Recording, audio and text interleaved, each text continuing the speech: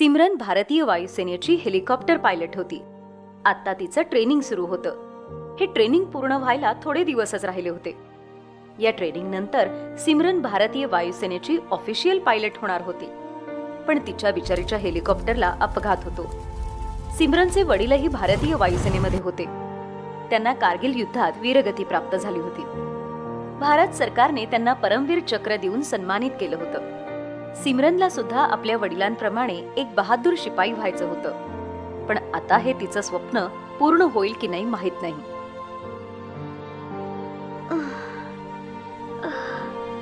मी कुठे आहे? मी इथे कशी काय आले सर? सिमरन, मुली धीर सोडू नकोस. तू एका बहादूर वडिलांची मुलगी आहेस. सिमरनला काहीच कळत नव्हतं. तेव्हा तिची नजर तिच्या पायांवर जाते.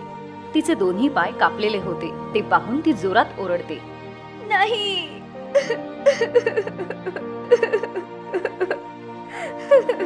हे सगळं कसं झालं सर? तू ज्या हेलिकॉप्टरवर ट्रेनिंग करत होतीस त्यात काहीतरी बिघाड झाला होता.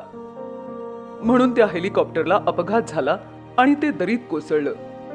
नंतर 3 दिवसांनंतर शोध पथकाला तू त्या दरीत बेशुद्ध अवस्थेत सापडलीस. पण त्या दुर्घटनेत तुझे पाय गमावले गेले. सिमरन काही दिवस हॉस्पिटलमध्ये राहिल्यानंतर तिच्या गावाला परत आली. तिला असं अपंग होऊन व्हीलचेअरवर आलेलं पाहून तिची आई खूप रडली. सिमरनला भेटायला तिचे काही नातेवाईक पण आले होते. पण तिला धीर देण्याऐवजी ते तिच्या जखमेवर मीठ चोळत होते. अरे मी तर आधीच सांगितलं होतं, मुलीला सैन्यात भरती करू नका. मग काय तर, लढाईत पाय गमावले असते तर बक्षीस तरी मिळालं असतं, पैसे मिळाले असते. इथे तर ट्रेनिंग मध्ये स्वतःचे दोन्ही पाय गमावून बसली. हो ना, आता या अपंग मुलीशी लग्न तरी कोण करायचं बाई? कोण सांभाळणार अशा या अपंग मुलीला आयुष्यभर? सिमरन दुसऱ्या खोलीत व्हीलचेअरवर बसून त्यांचं बोलणं ऐकून अश्रू ढाळत होती. तेव्हाच बाहेरून एक आवाज येतो, पोस्टमन, पोस्टमन. सिमरन कोण आहे? पत्र आलंय त्यांच्यासाठी. सिमरन बाहेर येते आणि ते पत्र घेते. कोणाचं पत्र आहे बाळा? आई, मला सरकारकडून नोकरी मिळालीये, इथल्याच सरकारी शाळेत सायन्स टीचर म्हणून. आईने हे ऐकल्यावर तिचा दुःखी चेहरा आनंदी झाला. हे सगळं जेव्हा नातेवाईकांनी ऐकलं तेव्हा त्यांचा चेहरा अगदी बघण्यासारखा झाला होता. बघितलं, माझी मुलगी आजही माझ्यावर ओझं नाहीये. सिमरन दुसऱ्या दिवसापासूनच शाळेत जायला सुरुवात करते. शाळेत पहिल्या दिवशी मुख्याध्यापक तिला भेटतात. सिमरन, आम्हाला तुझा अभिमान आहे की तुझ्यासारखी मुलगी आमच्या शाळेत मुलांना शिकवणार आहे. चल, आता असेंब्ली सुरू होईल. मी तुझी ओळख करून देतो. मग मुख्याध्यापक सिमरनची ओळख सगळ्या मुलांबरोबर करून देतात. मग सिमरन तिथे शिकवायला सुरुवात करते. थोड्याच दिवसात ती तिथे छान रुळते. सगळ्या मुलांचीही ती आवडती शिक्षक होते. असं म्हणतात की जे लोक बहादूर असतात त्यांना आपलं नशीब शोधावं लागत नाही. नशीब स्वतःच अशा लोकांकडे चालत येतं. हेच सिमरनच्या बाबतीतही झालं. शाळेत शिकवता शिकवता 1 वर्ष निघून गेलं. ती इथे आनंदी होती, पण तरीही तिला तिचे जुने दिवस सारखे आठवायचे, जेव्हा ती आपला युनिफॉर्म घालून लेफ्ट राईट परेड करायची. तिला वाटायचं की देवाने नक्कीच अशी काहीतरी बहादूर कामगिरी तिच्या नावावर लिहून ठेवलीये, ज्यामुळे सगळे लोक तिचं नाव काढतील. एक दिवस सिमरनला शाळेत जायला उशीर झाला. ती शाळेत पोहोचेपर्यंत सगळे शिक्षक आणि मुलं असेंब्लीमध्ये आलेले होते. सिमरन भराभर शाळेत पोहोचली आणि रजिस्टर मध्ये सही करण्यासाठी ऑफिसमध्ये गेली. सगळेजण ग्राउंड मध्येच होते, फक्त सिमरनच आत होती. त्याच वेळी शाळेची भिंत तोडून एक जीप आत घुसली. त्या जीप मधून 3 अतिरेकी बाहेर आले. जर जिवंत राहायचं असेल तर आम्ही सांगतो तसं करा. काय मास्तर, सगळे लोक इथेच आहेत ना? चला, या सगळ्यांना घेऊन एका खोलीत चल, नाहीतर इथल्या सगळ्या लोकांना मी जागच्या जागी मारून टाकीन. बघ.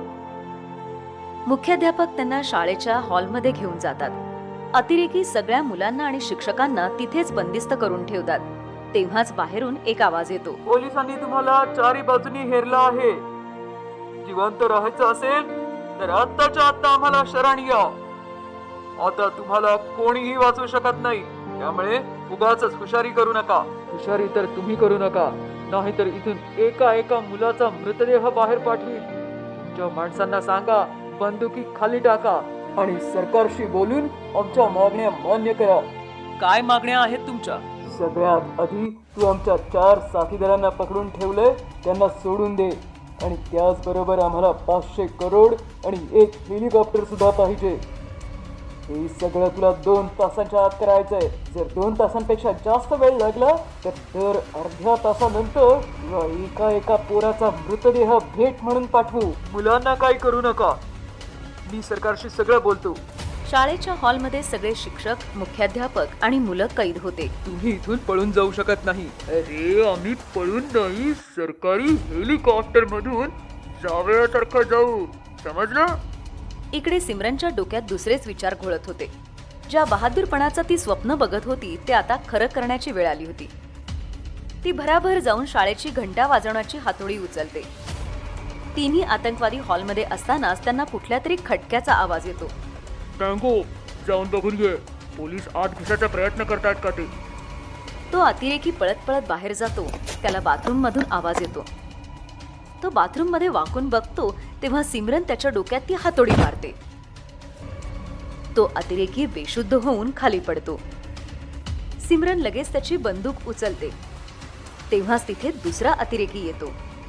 सिमरनच्या हातात बंदूक आहे हे बघून तो स्वतःची बंदूक तिच्या दिशेने रोखून धरतो. तेव्हा सिमरन त्याच्या पायावर बंदुकीची गोळी झाडते.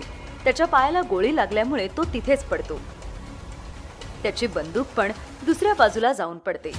आता फक्त एकच अतिरेकी राहिलेला होता. तो मुलांना सोडून सिमरनवर गोळ्या झाडत तिच्या दिशेने जातो.